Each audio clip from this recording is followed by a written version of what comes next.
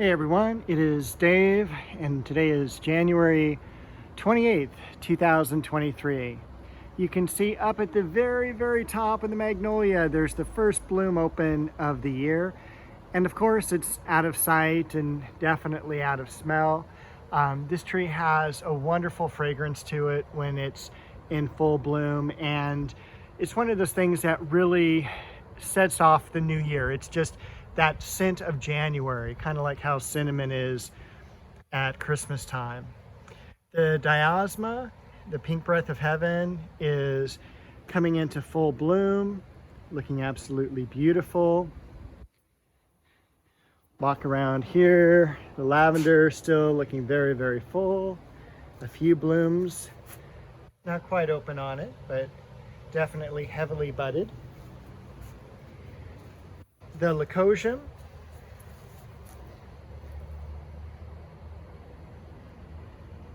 blooming like crazy. And today is a little bit different. I'm filming at the late afternoon instead of first thing in the morning, so the light and shadows are a little bit different. This is an African daisy, or osteospermum. It's one of the proven winter varieties, and it really has done just that. It is fantastic in the yard. This is about the third year for it, and definitely an off bloom, but you can see the color, and it's covered with these blooms in like March and April. Behind here in the weeds, that's French sorrel. You can add that to salads and such, and always grows back. Some of the sword ferns. And this is something I haven't talked about quite yet. This is the leaves for an amaryllis called Amaryllis belladonna, or what's called naked lady. Because the foliage comes up this time of year, it dies back in May, and then the flower comes up in like August, September without the leaves. So it's just kind of that stem and then kind of a pink trumpet-like flower. One of the ornamental grasses, and another sword fern, Japanese maple. This is one of the ones that leaves out much later. It's weird because it's the first one to go dormant, and then it just really doesn't leaf out until the end of April. You can see here we've got a few daffodil stems coming up, leaves coming up. And surprise, I've actually been able to spend some time, and sorry for the glare there, spend some time on this side of this planter, which is something I've been dying to get to. But we've got the Shasta daisy in the back. This is also that same type of daffodil I just showed you coming up on the other side. This is February silver, and it definitely blooms literally the first or second day of February. Very shallow, not really a trumpet-like flower to this one, but it's pink, and it's a really cool bloom on it. Looking forward to showing that to you later in a few weeks. And I have planted a pomegranate here. So it was a 15-gallon. I thinned it out because it was something that had been in a nursery for a few years, and I got it for like $60. So that was a really good deal for a 15-gallon container. This is Monarda that is coming up here and there. There's a good patch of it there. Bee balm, and I just absolutely love the flower on that. It's unlike really anything else. And then as I was going through and cleaning out this area, I noticed that we've got some hyacinths coming up. Hyacinth is, again, one of those really fragrant flowers that just, to me, when you smell it, it brings back this time of year where it's cold and it's early on in the calendar. But you can even see, I think it's this one back here, we've even got some buds already coming up, which is really great because normally you have to refrigerate hyacinths. They don't normally naturalize. This is the third year I have had them come up, and I planted 6. I've got 5 remaining, so I'm very, very happy. And then back here, variegated Alstroemeria and some Ajuga Burgundy Glow. So we'll go ahead and head over to the rose garden. We'll check back at this little nursery I've got going over here of plants that are dying to get in the ground. The fern that I showed you last week is still out of the ground.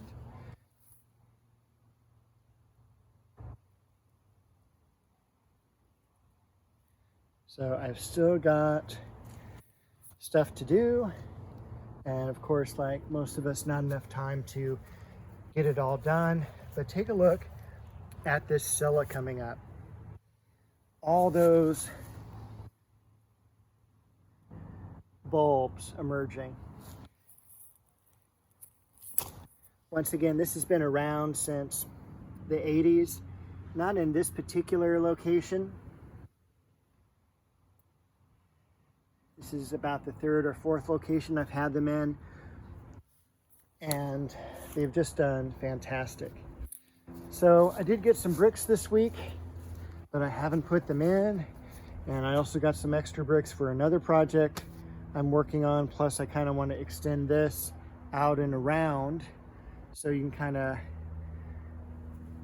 have a nice flow, nice serpentine flow of these bricks. The roses on this side, these were the last to be cut back, so they'll be kind of the last to leaf out again. Except for, of course, the fragrant plum that I just put in. Now, when you put in new roses from the garden center, and they're always going to leaf out faster than the ones you have at home already in the ground. And the reason that is when the grower harvests them, they harvest them early and they put them in refrigeration, ship them out first part of December to the garden centers and nurseries. And when they're put into the ground, emerging from that refrigeration, even though it's cold outside, it's a lot warmer than where they were being refrigerated. So that's why they leaf out so much quicker. And of course, I always love how the leaves are much darker when they first emerge, and then they'll lighten up in color. Back here, I've still got the irises doing really well, the osmanthus on either side, and of course, looking forward to that crabapple tree. The Shasta daisy has opened up. Then we got a beautiful variegated grass plant behind it. There'll be one more in front of that cage, and then there's a banana shrub there in the center. This is the area that I'll hopefully be able to work on this coming week. I want to finish this curve, get that planted, and also that stake right there, that's letting me know I've got some Casablanca lilies underneath. They're going to be moved right here. So I have 1, 2, and then 3 sets of different lilies around the area.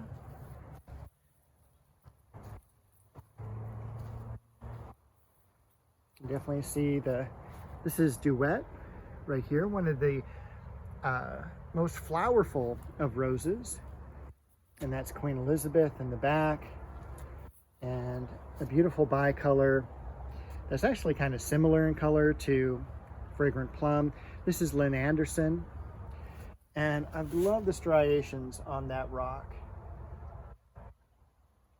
And if I didn't tell you, all these rocks in my yard came from a nursery I worked at back in the 80s, back when I had just graduated high school. And then they had several uses, like around the back parking lot, around a pond, and when the nursery got remodeled, I got to take them home, and they've been with me ever since. So it's, again, kind of nostalgic that they're here, so I love to plop them into the landscape here and there. And of course, that perennial border I showed you first, the rocks are all along the edge and border. So that is what the yard is looking like right now. Still waiting for those to leaf out.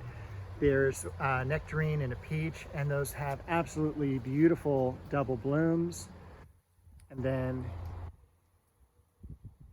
the climbing rose. So that is where we are for this week. I'll see you next Saturday with another video.